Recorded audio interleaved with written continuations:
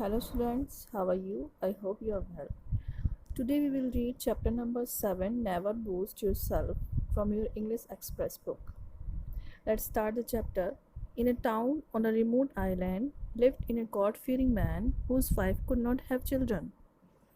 एक जो कस्बा था जो कि क्या कहाँ पे था, एक दूर के द्वीप पर था, दूरस्थ द्वीप यानी कि काफ़ी दूर पे था, जहाँ पर क्या था, एक गॉड फियरिंग मैन रहता था, यानी कि जो भगवान से डरता था, उनका बहुत सम्मान करता था, और उसकी वाइफ के पास बच्चे नहीं थे. One day however she became pregnant and her husband rejoices in his heart at the glad tidings sad.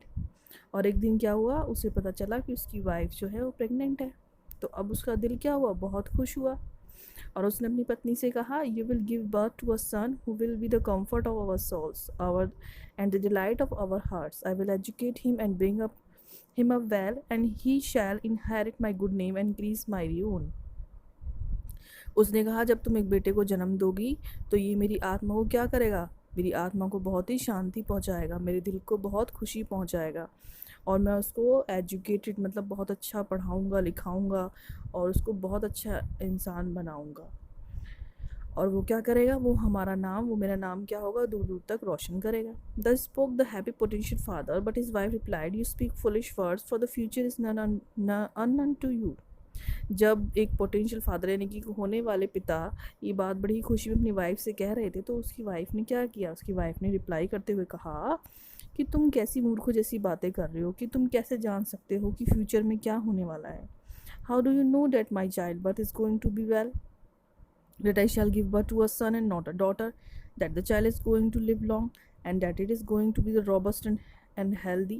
You should not have spoken such idle words and boasted, but left everything to God who controls our destinies. It may befall you as it once befell a certain dervish. फिर वो क्या कहती है, उसकी wife उससे कहती है कि तुम कैसे जानते हो कि जो मैं बच्चा पैदा करने वाली हूँ वो अच्छा ही होगा, और जो होगा वो बेटा ही होगा, बेटी नहीं होगी. और कैसे आप जानते हो कि वो उसकी जो जीवन है बड़ा लंबा होगा, उसकी उम्र जो है लंबी होगी, वो हेल्दी होगा. आपको कभी भी इस तरह के शब्द नहीं बोलने चाहिए, घमंड भरे शब्द नहीं बोलने चाहिए, क्योंकि सब कुछ भगवान के हाथ में है और हमारा सब कुछ भाग्य उसी के हाथ में होता है. ठीक है, वही कंट्रोल करता है. तो इट में बिफॉल यू एस वंस बिफेल सर्टेन दरवेश. तो फिर वो क्या करती है, जब वो ये बोलती है कि आपको ऐसे नहीं बोलना चाहिए, आप तो बिल्कुल दरविश की तरह बातें कर रहे हैं. When her husband asked her what had to happen to that dervish, she told him the following tale. जब उसके हस्बैंड उससे पूछता है कि तुम किस दरविश की बात कर रही हो, तो वो उसको एक कहानी सुनाती है. बोलती, there was once a dervish in the service of a king, the king used to give him a piece of cake and bowl of honey daily.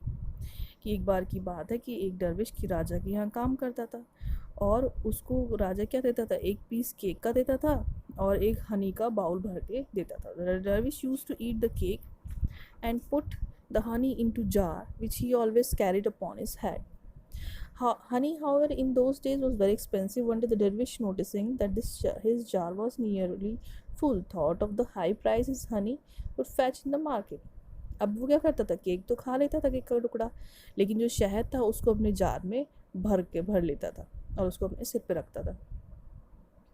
अब हनी उस समय क्या था, शहद उस समय बड़ा महंगा हुआ करता था. तो दरविश ने क्या किया कि अब उसका जो जार है वो लगभग पूरा भरने वाला है, और जो शहद है बहुत महंगा है, तो अब वो उसको मार्केट में बेचेगा. I am going to sell my honey for piece of gold and buy 10 ship, all of which are going to give birth to lambs, so that in the course of 1 year I am going to have 20 sheep. फिर वो कहता है, वो सिर्फ क्या करता है, वो सोचने लगता है कि मैं क्या करूँगा, इस हनी को बेचूँगा और उससे क्या खरीदूँगा, a piece of gold and buy 10 ships, मैं उससे 10 शिप खरीदूँगा. उसके बाद वो क्या करेगी, मेमनों को जन्म देगी. एक साल में जब जैसे एक साल बीतेगा तो वह क्या होगा, एक साल बीतते ही बहुत सारी शिप्स हो जाएंगी, 20 शिप्स हो जाएंगी. Then for sure their number will steadily increase and in 4 years I shall be the owner of 400 ship. I shall then buy a cow and ox and acquired a piece of land. फिर कहता है, फिर धीरे धीरे 4 साल में क्या होंगी, 400 शिप हो जाएंगी, और मैं धीरे धीरे इतने सारे शिप्स का क्या बन जाऊँगा, मालिक बन जाऊँगा. और फिर मैं एक गाय खरीदूँगा, फिर एक मैं बैल खरीदूँगा, फिर मैं एक ज़मीन खरीदूँगा. काऊ क्या करेगी, बछड़े को जन्म देगी. ऑक्स क्या करेगा, ऑक्स लैंड में जुताई करेगा, खेतों की जुताई करेगा. और फिर गाँव से मुझे क्या मिलेगा, गाँव से दूध भी मिलेगा। और 5 साल में क्या होगा, मैं एक कैटल भी करा बना लूँगा, यानी कि मवेशियाँ जिसमें बहुत सारी गायें होंगी। और धीरे धीरे वो व्यापार भी बढ़ेगा और मैं बहुत अमीर हो जाऊँगा। उसके बाद मैं क्या करूँगा, I shall then build a magnificent house, acquire slaves and maid servants and marry a beautiful women of noble descent. उसके बाद ये मैं एक घर बनाऊँगा और क्या उसमें क्या रखूँगा, बहुत से गुलाम होंगे, मेड सर्वेंट्स होंगी। और मैं एक ब्यूटीफुल लेडी से शादी करूँगा। शी विल बियर मी ए सन और रॉबस्ट एंड ब्यूटीफुल चाइल्ड, और जिससे कि मुझे क्या प्राप्त होगा, एक बेटा प्राप्त होगा जो कि बहुत सुंदर बच्चा होगा। और lucky star will shine at the moment of his birth and he will be happy and blessed and bring honour to my name after my death, जो कि बहुत ज़्यादा लकी होगा और मेरे मरने के बाद ही मेरा नाम को रोशन करेगा। When he, however, refused to obey me, I will beat him with this stick. Thus, and the dervish was so caught up in the daydream that he raised his stick, which hit the jar and broke it. The jar of honey, along with his daydreams, was lost.